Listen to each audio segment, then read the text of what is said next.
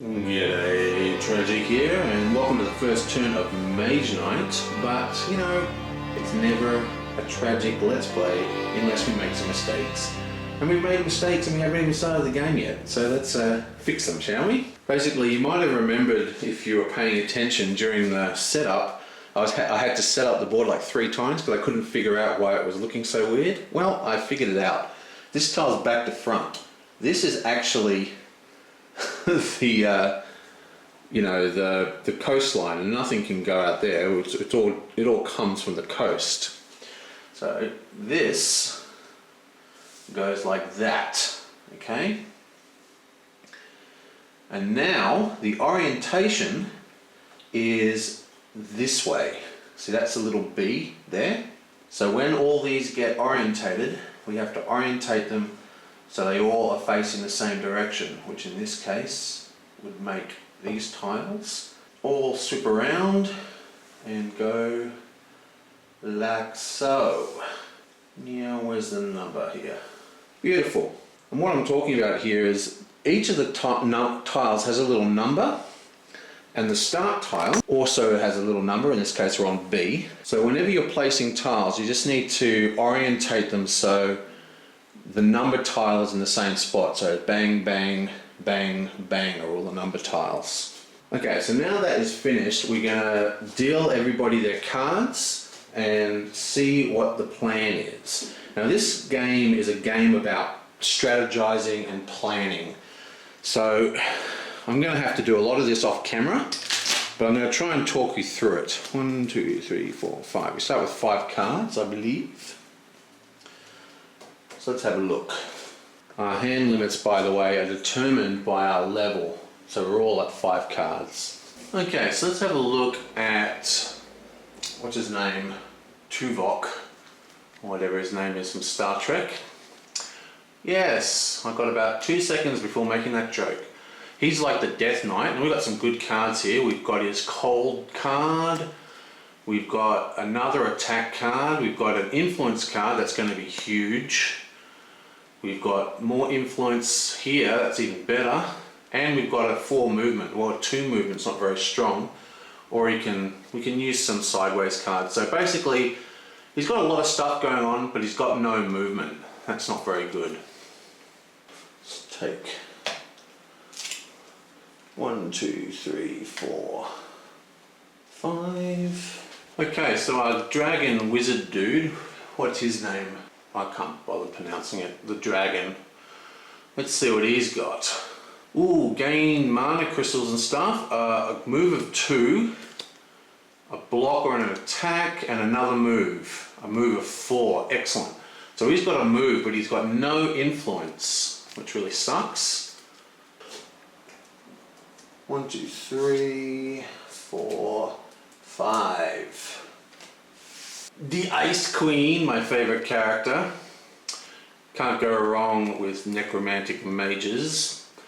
Move 4, excellent. Oh, attacks and blocks, and another attack and block. Okay, well, so she's a beast, as always, but no influence.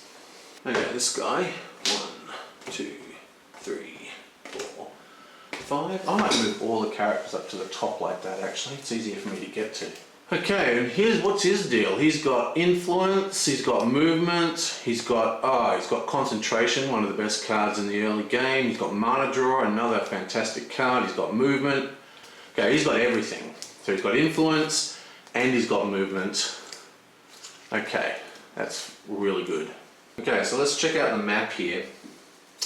For starters, this is a rampaging guy, so he gets revealed. And he's a pussy, that's good. He's only 4 attack, he's got no special abilities. And he's only got a 3 defense, so he's a wuss. But he is right next to a mage tower, which is really awesome.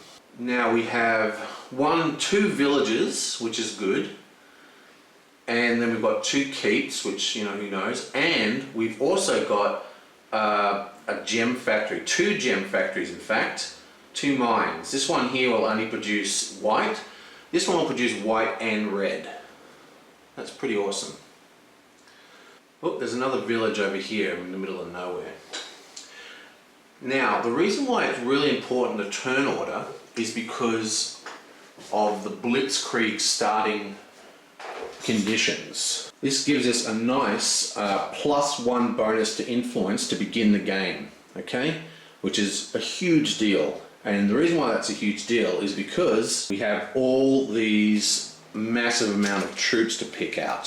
So because we're playing a 4-player game, we have 6 units to offer, which means that whoever gets to the villages is going to be, you know, it's big time. Now there's only 2 villages and people cannot enter the same space without initiating combat with each other.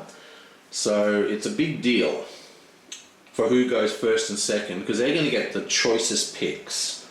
So if we look along here, we have Herbalist, which is a healer, which is extremely good. We can't recruit them because we need thingos. We've got Scouts, which are also really good. Can't recruit him. We can recruit this guy. He's a Thug. Okay, so there's only 3 cards we can actually recruit, 4 cards. Here's another one. The Crossbowman. Crossbowman, ranged attack 2. Awesome. Pretty important to start collecting those ranged attacks. Now, ranged attack is one of the most useful skills, but the thing is, unlike normal attack, you can't boost it. Now, a ranged attack at 2 isn't going to help us much, but it's still pretty nice. And he does have a normal attack or block of 3. So he's a pretty damn good card. I like that one. Anyway, let's pick out our day cards and see what's going to happen. Okay. Now what happens here is the players are going to get to choose one of these cards, and they've all got powerful effects on them. And the 6th card gives you the most powerful effect, but it actually determines the turn order for this turn. We're using the randomized turn order for who gets to pick these first. So it's quite important that for players who want to buy something, and they're the people who have influence in their hand, to get the early numbers. But then again, they don't know. You know, like, I mean, I know because I'm playing everyone and I'm a big cheat, but I know it is in everyone's hands, but the other players don't. So they're going to want to bid on lower cards that have less power so they can actually guarantee themselves getting those units early, especially because there's a really juicy ranged and a healer in the bag. Okay, so it's pretty hard to pick what ones we're going to do here. But starting with the green guy, I think he's not going to buy anyone this early stage because he's got some pretty decent cards, but like he doesn't have much influence, and it seems to me to be a waste to use that influence. So he doesn't really need a lot of this stuff. So I think what he's going to do, he's going to take Mana Steel, and he's the first player, so he gets the first choice. He's going to take Mana Steel. Okay, so that's 3.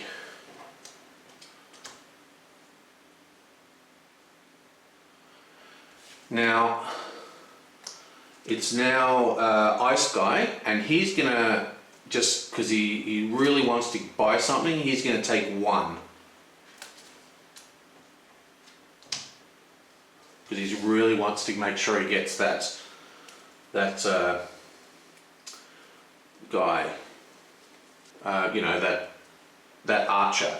Now, the next person coming up is Tuvok. I should probably learn everyone's names, I just can never pronounce them. Anyway, the black player. Now, basically, the one that he wanted is taken. Now, Rethink doesn't really want Rethink, so I think what he's going to do is he's just going to take Planning. Yeah, because Rethink, at this point, Rethink is probably not the best card. Okay, what this does is allows you to discard cards and redraw. It's mainly for getting rid of wounds out of your hand. It becomes really important later on. So if he takes 4, it's going to force someone to take 2 if they want to go ahead of him. And 2's not really the best card. So he's going to take 4. And out of what's left, I think we're going to take a Great Start, straight up. Actually, we're not going to take Great Start. We're going to get the right moment. She's going to go 6th. These get discarded. And now we rearrange the order token, so it's bam, bam, yeah bam, yeah bam. Like so, that it's shot. Okay. So he gets early bird, right moment, mana steal, and planning. Okay, so now we need to resolve these cards, and you do them in order. And early bird, it's a 1, okay, so nothing happens. The actual power of this card is that you get to go first, which is really strong, as you'll see, because this is going to guarantee, I've got to start remembering their names. Norrawaz, stupid elves, Norrawaz, give me a break. Whatever, this guy's name, he's going to get first pick of the unit, which is huge. Next one is Mana Steal, and Mana Steal is a pretty interesting card. It says, when you take this tactic, take 1 mana die of a basic colour from the source, that's any colour except gold or black. You can use that mana on any of your turns this day. If you do, roll it into your turn and add it to the source. So basically that just means that for the entire day, we'll have an extra mana available at some point, which could be a huge deal breaker. Okay, so let's just look at our mana that we've got here. Basically, the black can't be used, so that's like lost mana. You can only use black during the night time, and you can only use gold during the daytime. So this is the mana, and the mana he's going to take is going to be a green, because he has quite a couple powerful green spells that he wants to use, and this is going to ensure that he's going to always get to do it. Well, at some point anyway, he's going to get to do it. Bam. So we just hold that in there. Now planning's pretty cool. Basically planning just means that if you have 2 cards at the end of the turn, so you don't use all your cards, you get to draw an extra card at the end of the turn. This increases your maximum hand limit by 1. Means that your second turn is going to be more powerful. It's a good one to take if there's nothing. Basically, I always take Mana Steal if there's nothing I want to do, but otherwise I take Planning, because that means that your next turn is going to be better. And this one here is a right moment. This is actually quite a complicated one. Basically it says, 1 time during the day, you can announce that you will take another turn immediately after the turn. So what this basically means is that I can, at some point during the day, I get 2 turns in a row. That includes redrawing and everything. 2 complete turns, ridiculously strong, but you have to go last, which means that you might not get the chance to do what you wanted to do. Very good, very cool. And now our first player, let's do it. Okay, so basically he comes out and he appears on the portal like so. And now we have to move him. Now the way it all works in this game, I'm not going to go through all the rules. Check out Rick Royal's very good explanation. Basically you play, it's all about hand management this game. It's very puzzly, which is why it probably doesn't translate that well into videos, but we'll try and make it fun. Anyway, so these are our cards. Let's see what we can do. He wants to get to a village. There's 2 villages here. There's this one here that costs 4 movement, 1, 2, 3, 4, because it's all on green. If you look at this card here, it tells you all the movement values. 2, 3, 3, 4, 5, my god. So, he wants to get to a village and buy something, so he's got plenty of movement. And I think, well, that's all he's going to do. So he's just going to, for starters, he gets to choose a die from the source. Okay, so let's grab that red mana. So that gives him red mana, and then he's going to spend a movement of 2 plus a move 2. That gives him 4 movement, and he goes 1, 2, 3, 4 into the village, and that's going to end his movement phase. And now he's going to buy something, and to do that he's going to play Threaten, because he's a nasty person. And because he's threatening, he's going to get 5 influence instead of the normal 2. But people don't like to be threatened, so his actual reputation is going to drop by 1. So he's produced 5 influence is the point though, by pumping that card with the red mana. So what that's going to do is that's going to push his reputation back 1. So he's now at 0, which isn't very good because the card he wants to buy is this guy here, which is 6, and he's only generating 5. So what he needs to do is actually boost that, okay? Now he could play one of these cards face down and just add 1, but it seems a bit of a waste because the card's going to be spent anyway. Instead, and this is the puzzly aspect to this game, what we're going to do is change the way we started this. The first card we're going to play is going to be concentration, okay? And instead of taking the red dice, put that back, so we're going to take the green mana instead. Okay, so the thing is, right, out of all these cards we've got, we're trying to create 4 movement and 6 influence total, okay? Now our red guy, if we boost him with the red, can create 5, but we need 6. Now I could have, as I said before, just tapped this card and added it to the thing, but I've got to think about how best I can screw over my opponents. And green die is very, very strong because everybody has this kind of concentration card, which is one of the strongest early game cards. So by changing the way our move is organized, we get the same result, but we use a more valuable mana source. And there's only one of the green dies in the whole thing because the other green die was nicked by Mr. Greenface over here, Green Dragon Man. So what we're going to do, we're going to do a very similar move. We're going to do 1 movement, that gives us 2 movement.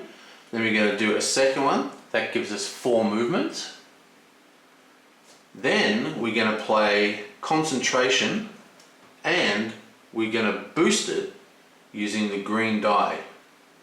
Okay? Now once this card is boosted, it gets a very cool effect.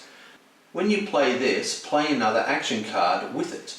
Get the stronger effect on that card for free. If that effect gives you move, influence or block of any type of attack, gain that amount plus 2.